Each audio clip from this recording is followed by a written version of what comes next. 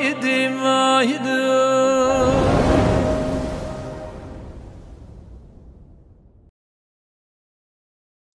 chers amis, nous nous retrouvons aujourd'hui pour un nouveau partage sur YouTube. Et j'invite chacun et chacune d'entre vous qui suivez nos shiurim à les partager au plus grand nombre. N'est-ce pas la plus belle mitzvah, l'ilmod ou lamed, étudier et transmettre? Aujourd'hui, nous allons nous pencher sur l'un des concepts les plus importants dans le judaïsme. Dans la Parasha Kedoshim, il est écrit la phrase suivante: Al ta'amod lifnei dam re'echa. Traduction: il est interdit de rester insensible devant le sang de ton prochain. C'est ce que la Torah indique, non-assistance à personne en danger. D'ailleurs, une personne qui n'assisterait pas à son prochain, c'est un lave de raid, c'est une interdiction de la Torah. Il est même passé de mal que de bastonnade. Mais la grande question qui se pose, c'est sur la manière à travers laquelle la Torah s'exprime. La Torah utilise un langage shlili, un langage négatif. Al ta'amod. Ne reste pas insensible. La Torah aurait dû écrire, non pas velashon shlili, un langage négatif, un langage chiyuvi, positif. Ta'amod lifnei dam re'echa. Va à l'encontre de ton prochain. Va l'aider. Sois présent pour l'assister. Assiste ton prochain. Et non pas ne reste pas insensé devant le sang de ton prochain. Pourquoi cette expression? Si nous regardons Rashi sur place, Rashi explique la chose suivante. Rashi même donne une traduction de ce qui est écrit dans le Passouk. Si tu vois ton ami qui est en train de mourir et tu as la possibilité de le sauver, ne reste pas insensible. Kigon, Rashi dit, Tovea benar, une personne qui est en train de se noyer dans le fleuve, Vechaya torefet, et qu'il y ait ici un animal, bête sauvage, qui va le déchiqueter, et ganavim shododim alav, et des voleurs qui viennent l'attaquer. La question également se pose. Pourquoi Rashi a-t-il besoin d'énumérer ce qu'on appelle des dangers?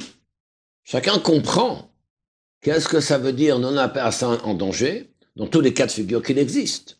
Quelqu'un peut se noyer dans l'eau, dans la mer, peut ici avaler quelque chose, un bouchon, peu importe, n'importe quelle situation.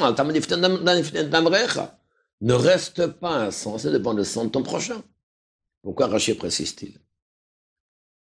Bien, en réalité, nous avons ici une lecture tout à fait particulière que le Rabbi nous donne sur ce verset qui est tout à fait remarquable, qui est la suivante.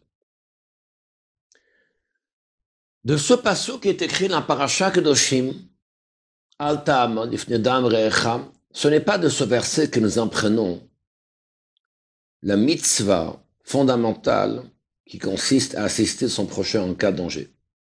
Car on l'apprend déjà dans Parasha Mishpatim. Dans Parasha Mishpatim, la Torah nous parle concernant le din, la loi du rechush, c'est-à-dire les biens qui appartiennent à ton prochain. Ki tireh chamor sonacha, rovetz tachat masao, vechaldalta me'azov lo, azov ta'azov imo. Traduction. Si tu vois l'un de ton prochain qui est en train de crouler sous sa charge, vas-tu croire que tu vas penser à l'abandonner? Au contraire, aide-le. Et de là, on apprend, si déjà concernant le rechush, les biens matériels qui appartiennent à ton prochain, la Torah nous demande ne reste pas insensible, va aider ton prochain. Quand je à plus forte raison lorsqu'il s'agit ici, le hatsil ben adam, de sauver une personne, misakanat maved, en danger de mort, que tu dois l'aider. Si c'est ainsi, pour quelle raison existe-t-il ce verset dans Parasha Kedoshim? Quel est ici le chidush? Quelle est la nouveauté? Pourquoi la Torah nous parle de test? Nous savons déjà de Parasha Kedoshim par un razma fortiori que nous devons aider son prochain. Quelle est ici la nouveauté dans ce pasuk? En réalité, dans ce verset, nous apprenons quelque chose d'autre. Quel est le gvoul? Quelle est la limite jusqu'à laquelle l'homme doit aller pour sauver son prochain? Là est la grande question. Car lorsque nous sommes devant un danger quelconque, quelqu'un peut se poser la question, peut-être que je n'ai pas l'obligation d'aller sauver mon prochain. Peut-être. Peut-être qu'il me sera permis de ne pas me mettre en danger pour sauver autrui. Il y a déjà une base qui est fondamentale. C'est qu'une personne qui ne sait pas nager ne va certainement pas plonger dans l'eau pour sauver autrui. Car si les probabilités de pouvoir sauver autrui sont minées d'obstacles, et tu sais toi-même que tu ne pourras pas réaliser, tu ne pourras pas sauver autrui parce que tu ne sais pas nager. Bien évidemment que tu n'as pas à plonger dans l'eau pour sauver autrui. Qu'est-ce que nous sommes en train de dire ici? Ici, la Torah parle d'un cas très précis. Et c'est le sens de ce que Rachid nous dit. Rachid veut nous dire une personne qui est en train de se noyer. Et toi, tu es un bon nageur. Donc, tu as la possibilité de sauver la personne de cette noyade. Seulement, le problème c'est qu'il y a maintenant une deuxième sakana, un deuxième danger qui est présent, qui n'est pas présent immédiatement. C'est un danger qui est présent qui, lorsque tu vas ramener la personne à bon port, il y aura peut-être ici effectivement un second danger qui va se présenter à toi. C'est-à-dire qu'au loin, tu vois ici Chayat Orefet, un animal qui va peut-être déchiqueter la personne, et tu vois au loin ici Shodedim, des voleurs. Peut-être que tu vas te dire, il y a un deuxième danger qui est présent. Moi, depuis le début, je suis ici, je suis avec ma voiture, je vois quelqu'un en train de se noyer, mais je vois au loin des voleurs. J'ai la possibilité de sauver la personne. Que va-t-il se passer en second plan? Va-t-il être attaqué par des voleurs ou non? On ne sait pas. En tout cas, à l'instant T, j'ai la possibilité de le sauver. La Torah nous dit, tu n'as pas le droit de faire le raisonnement et de te dire, je peux ici m'abstenir de le sauver parce qu'il y a un deuxième danger qui est présent par le fait d'aller sauver cette personne. Si à l'instant T, j'ai la possibilité de sauver la personne, je suis un bon nageur, et j'ai quelqu'un qui est en train de se noyer, et je suis sûr que je peux le sauver.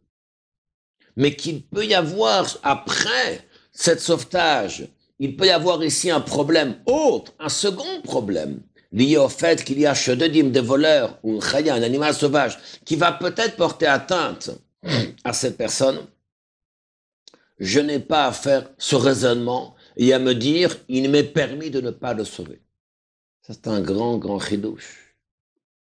Car dans certaines situations, certains peuvent croire que je ne dois pas sauver autrui parce qu'il y a peut-être un deuxième danger qui va peut-être se présenter une fois que je l'aurai sauvé. Ce deuxième danger n'est pas à prendre en ligne de compte au moment, à l'instant T où je peux sauver une personne. Et si c'est le cas matériellement, eh bien c'est le cas spirituellement. Notre maître le Baal Shem Tov nous dit que si une personne rencontre autrui, une personne qui est en train de se noyer, Siman, c'est un signe, Sheata Yachol Atzilo, que tu as la possibilité de le sauver.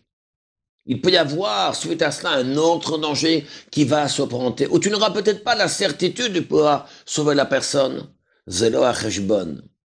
Ce n'est pas ça qu'il faut mettre en ligne de compte. C'est à l'instant T ce que tu peux faire. Et bien évidemment, spirituellement, je vais rencontrer une personne, j'ai la possibilité de sauver la personne spirituellement. Ah, et peut-être qu'une fois que je vais sauver la personne, il peut y avoir ici d'autres dangers spirituels qui peuvent peut-être ici poser à cette personne des problèmes et risquer sa vie spirituelle, etc. L'ozwa cheshbon. Ce n'est pas ça le compte qu'il y a à faire. Je peux maintenant sauver la personne à un instant T d'une mort spirituelle? Eh bien, je dois le faire. Alors, à nous de ne pas rentrer dans ce qu'on appelle des cheshbonot. Souvent, les gens rentrent dans ce qu'on appelle des comptes d'apothicaire. Peut-être je vais me dire que si je vais aider cette personne, que va-t-il se passer par la suite? Peut-être il y aura des problèmes, etc., etc., etc. Ce qui nous est demandé, c'est un instant T. Ma ani yachol asot ka'et. Qu'est-ce que je peux faire maintenant, le hatzil ben adam, pour sauver une personne? N'est-ce pas notre mission? Et ceci jusqu'à Mashiach. À très bientôt.